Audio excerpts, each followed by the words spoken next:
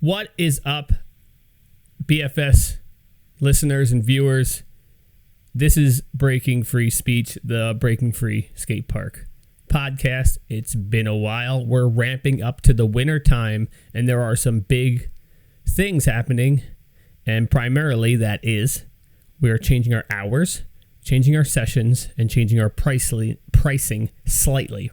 We did do a survey online. Thank you to whoever did that. All you people that did it, I think it was about 70 people. Your information was very crucial in how we're restructuring. We've been around for 5 years. This December is 5 years, and we've used the same pricing and the same sessions since the beginning. And for a while, I've had some issues with them, and I've wanted to adjust them, and I'm like, should I do it this year? No. Should I do it next year? Maybe. And finally, we're doing it. Now, the pricing changes slightly. It's not even really a price increase. It just might feel like it because the way it works out. You're actually getting a better deal on your weekday sessions, and you're paying a tiny bit more on weekends if you're doing one session. If you're doing like 3 sessions, you actually get more. But basically, everyone said you should pay about $5 an hour to ride.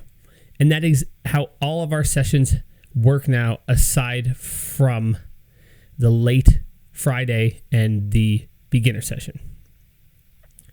Now I'm going to throw this up on the screen here. Boom, there's the chart. We're going to go through it day by day to make sure there's no confusion, because there's always going to be so much confusion. So this is a breakdown of the new pricing and sessions for 2022, although it's starting October 9th. Let's talk about it. Mondays. We're closed on Mondays, except for the third Monday of every month, which is Ladies' Night, 6 to 9 p.m., the third Monday of every month. It is girls only. It is the best. You can come if you are a girl or gender non-conforming or whatever. Just not dudes. Because women are like, these dudes are like cramping my style. I'm intimidated. I just want to do my thing. So Ladies' Night is for them to do their thing. Moving along. Tuesday, Wednesday, Thursday. Our hours used to be 4 to 9. We are now open 4 to 10. We give you an extra hour of riding, and each session is now half an hour longer. These sessions are 4 to 7 p.m. and 7 to 10 p.m. They are 3 hours for $15. They used to be 2.5 for $12. So now you're getting an extra half hour for $3. For $3, you get an extra half hour of riding. That is awesome. The all-day pass now is $25 instead of $20. And you're going, man, that's a price increase. But you're getting an additional hour of riding for $5, which is a deal. So I think this is going to be better for the older riders. I personally used to work at a bike shop. We were open till 8 p.m. And if the skate park closed at 9, I wasn't going. If the skate park closes at 10, I could shoot from work. I can get there at like 8:15. I still get an hour and a half in there. I still get my chance to ride. I think this works. I think this will be good, especially seeing in real time at the downtown park, or the Rock City Park. The lights are on till 10, and there's always people there. So people are definitely willing to ride later. So that's what we're going to try. Fridays. Now, on our survey, we asked if we were to open earlier on one weekday, what would it be? Overwhelmingly, everyone said Friday. So on Fridays, we're actually going to open at 1. So keeping with that 3-hour block, we do 1 to 4, 4 to 7, 7 to 10, and then we're adding a late night 10 to midnight session. I don't anticipate this session to be too busy until we get to the dead of winter. I used to go to a session at Hackettstown Skate Park when I was in my 20s that was from 10 to 2 a.m. And we went every weekend, every Friday, and it was places bumping all winter long. So this will be experimental. If we get to like January and that session's dead, maybe we drop it. We'll see. But the 1 to 4 weekday session, I think, could be good for your homeschoolers. It could be good if you get say you get a school at 2, you could shoot down at 3, and then you can buy 3 sessions. And we'll talk about that in a little bit. And you can get even more riding in on your Fridays. Now, the weekends are where things are going to be changed up a little bit more. One cool thing we've done with the pricing with the sessions rather, is made the sessions on the weekdays and the weekends line up. So 4 to 7 all the way across, 7 to 10 all the way across. We used to be open till 10 on Saturdays. We are still open till 10 on Saturdays. We open at 10. We always opened at 10. So now we have the beginner session, which is extended, which is from 10 to 1. 10, 11, 12, 1, 3 hours. Now, this is where things get a little bit confusing here. I wanted the beginner session to be beginners only, but beginners only till 1 is really pushing it. I don't want to do that. So how this is going to work is from 10 until 12, it is strictly beginners only. At noon, you start to co-mingle. So if you were a more advanced rider or an older rider, you can come at noon like you've always came at noon. It's just you're going to be paying to get into that session as well as a later session. Okay? So actually, I'll get to all the sessions in a little bit. So Saturday, 10 to 1, 1 to 4, 4 to 7, 7 to 10. Cool. Sundays. Same deal on Sunday morning. The old timer sessions. Old timers, if you don't know, is for older people at the skate park, and which is laughably not old because skate park, the median age of the skate park is is 13. So if you're 25, you're old. So the old timer session is for 25 and up, no kids. It's a time where the older guys can get a chance to ride without having the little kids around. It's just everyone deserves a shot. Everyone deserves a chance to kind of have their own little session, whatever. It's what it is. So similar to the beginner session, what we're doing with that session is from 10 until 12, it will be strictly limited. At noon, it will start to commingle, although the second session doesn't begin till 1. So if you want to come at noon, you're going to pay for 2 sessions or 3, etc. So that's how it's going to work out on Saturday and Sunday mornings. The limitation is from 10 to 12, although the session is from 10 to 1. Okay? Then we have 1 to 4, 4 to 7, and then we're adding a 7 to 10 on Sunday night. Now, I'm not really sure about this one. I just knew 7 was too early to close on a Sunday in the wintertime. So we're going to try the 7 to 10. If it starts to not work out so well, we might make it 7 to 9. I'm not really sure. We'll see how that plays out. But that, of all the changes in the schedule, that's the one I'm like, yeah, well, we'll see. It could work out okay because a lot of the older riders who are in the serving industry, kitchens, restaurants, etc., they have Mondays off. It's very typical. So maybe they want to ride late on a Sunday. Just a hypothesis. We'll see how it plays out. Now, you're saying, hold on, wait a minute, Dave. $15 is a session all the time. Well, I got you covered. There's still deals. Just like it's always been on Tuesday, skate night. Wednesday, bike night. Thursday, inline and quad night. Friday is scooter night. Those promos still exist, and those promos are still only $10, right? So you're getting even a better deal. Now, all those promos, you have to tell me when you sign in. If it's Wednesday night, you come in at 7 p.m. You say, hey, I'm here for bike night. You get the discount. I do not just give you the discount. You have to know of it. You have to be aware of it. You have to listen to the podcast or read the website and know it's there, and I will gladly give you the $5 discount. So I think this is one of the areas that I kind of like about this is we're going to, you're getting a little more riding for a little more money. We're going to make a little more money. I don't think this is going to affect traffic in general. I don't think I'll have more or less people. So I think the reality is the way the sessions are going to work out is the skate park will make maybe a very small percentage more money, which might be like 5%. Nothing major, but I do think you also get more riding. And then, like I said, you still have those promos to get those discounts.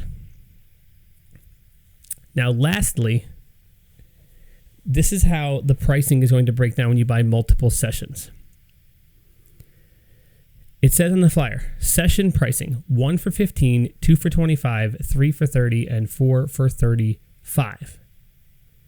So it's $15 for one, you add $10, so you get $5 off your second session, you get $5 off your third section, well, an additional 5, so 10 off, etc. This is for one person on one session. So if you come in at noon on Saturday and you want to stay till 10, you're going to be in the 10 to 1 session, the 1 to 4 session, the 4 to 7 session, and the 7 to 10 session. You'll be in 4 sessions, so you're going to pay $35. Now you're saying, wow, $35. That is actually a deal. Let's do the math here.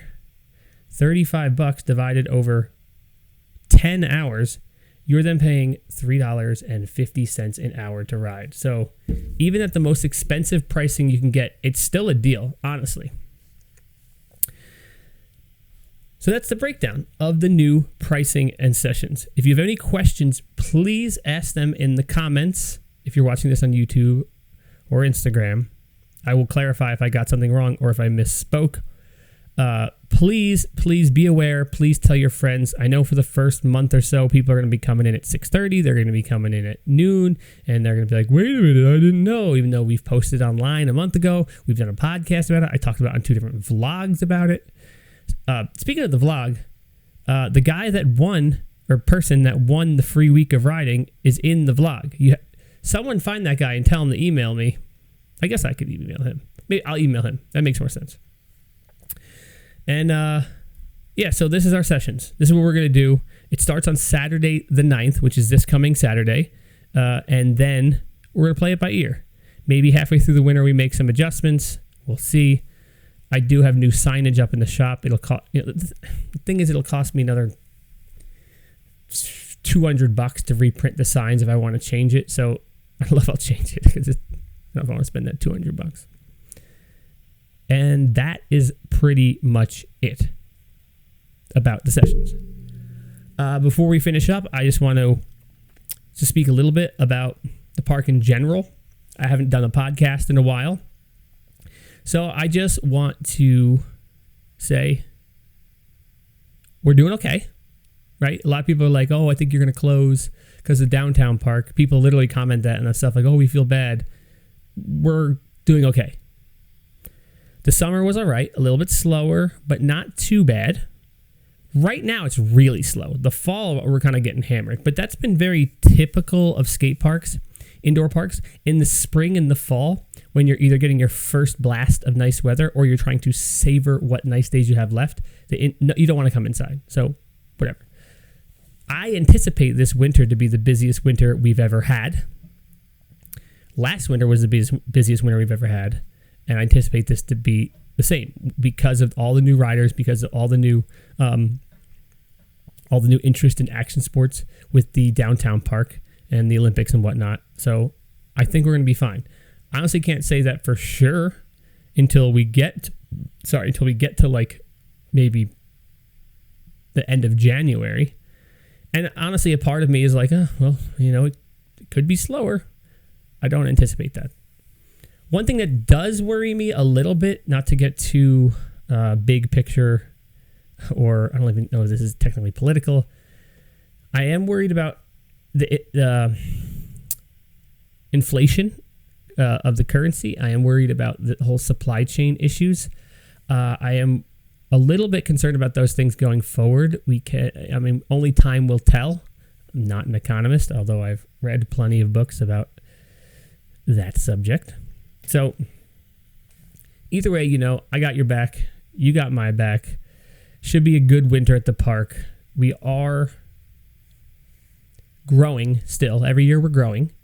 And this year is no difference. I'm trying to expand my staff. So Clark, who's the man, Clark is the best.